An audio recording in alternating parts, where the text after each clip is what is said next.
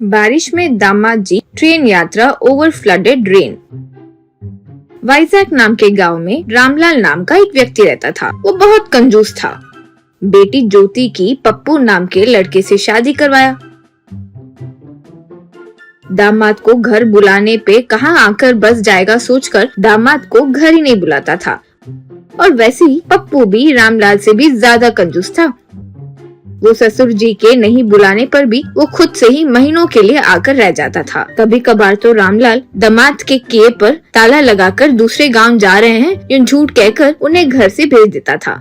ऐसे कुछ महीनों के बाद रामलाल से उसकी पत्नी रेणुका, ओ जी दामाद जी को त्योहार पर भी नहीं बुला रहे हो, एक ही तो बेटी है जी, ऐसे मत करो ना। और आपके अपने ही दामाद से क्या कंजूसी है जी, हमारे पास जितना चाहिए वो सब तो है ही ना, यूं बोली तो रामलाल, रेणुका मेरे लिए पैसे ही जरूरी है और मैं कंजूस हूँ तो वो पप्पू कम है क्या? जब से शादी हुई है कोई ना कोई कारण बोलकर यही रहता है, सब कुछ खा जाता है, उसे मैं क्यों बुलाऊं? सब पक से खा जाने के लिए क्या? यूं कहा। फिर कुछ दिनों बाद उस गांव में बाढ़ आई।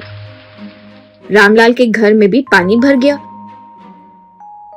तब पानी के अंदर रामलाल अपने पत्नी से, देखो दामाद जी को बुलाते हैं, ऐसे कहती रहती हो ना, अब बुलाते हैं, इस टाइम पे बुलाएंगे तो वो खुद नहीं आएगा, हम बुलाए जैसे होगा और वो खुद आएगा भी नहीं, क्या कहती हो? तब पत्नी कुछ नहीं कर सकी तो बगल में से तैरते हुए चली गई। अब रामलाल दामाद जी को कॉल करके घर आने के लिए बोला। अब ज्योति से पप्पू, आहा कमाल हो गया, तुम्हारे पिताजी फोन करके आने के लिए बोले, चलो चलते हैं, यूं कहा। तब ज्योति, कहाँ जाएंगे तुम दोनों ना, पूरे गांव में बाढ़ आ गई है, सबके घरों में पानी आ गया है, सब तैर रहे हैं वहाँ पे, मैं और बच्चे तो नहीं आएंगे, आप चाहो तो जाओ, यूं बोली। पप्पू, देखो मैं सब जानता हूँ तुम्हारे पिता के बारे में, कुछ भी हो जाए मैं वो लास्ट ट्रेन में बैठ रहा हूँ, तुम्हारे गाँव जा रहा हूँ। एक और मेरे ऊपर आवेश से कहीं चिकन मटन मत खाना, पैसे मत वेस्ट करो, ठीक है ना? जो 100 रुपए दिए हैं वो ध्यान से इस्तेमाल करो, कहकर कपड़े लेकर रेलवे स्टेशन गया। वहाँ ट्रेन में बैठ गया। फिर बारिश में बाढ़ में ही ट्रेन में अपने ससुराल आया। वहाँ जाते ही देखा कि पूरा गांव में पानी भरकर वो तालाब की तरह हो गया था। अब वो अपने बैग को लेकर पानी में कूदकर तैरते हुए अपने ससुर जी के घर चले गया। पानी में तैरते हुए अपने दामाद को आते देख सास ससुर दंग रह गए थे।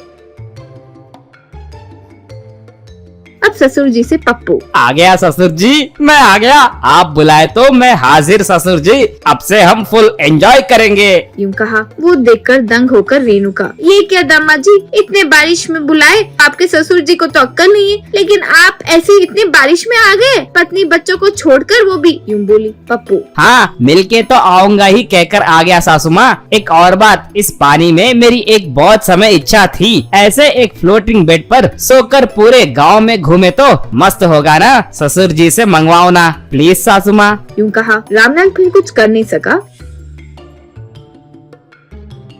तो वो ही तैरते हुए गया और एक फ्लोटिंग बेड लेकर आया। उसके ऊपर सोकर पप्पू ढाबा से खाने की चीजें लेकर उन्हें खाकर फ्लोटिंग बेड पर पूरा गांव घूम रहा था। वो देखकर गांव वाले आश्चर्य से देख रहे थे। इस तरह रामलाल पप्पू से रोज परेशान हो गया था। ऐसे कुछ समय बाद पानी कम हो गया, लेकिन दामाद जी जाने की बात भी नहीं कर रहे थे। रोज मटन, चिकन, फिश ऐसे अलग अलग चीजों की फरमाइशें कर खाता रहता था। उसकी पत्नी जितनी बार भी फोन करे वो घर ही नहीं जाता था।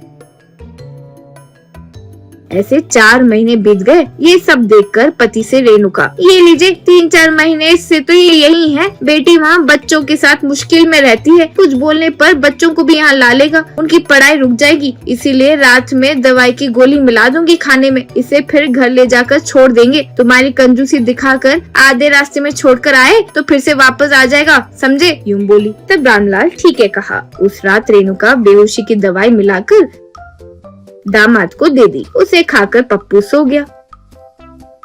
फिर रामलाल 2 लोगों की मदद से उसे ले जाकर घर के पास छोड़कर वापस आ गया।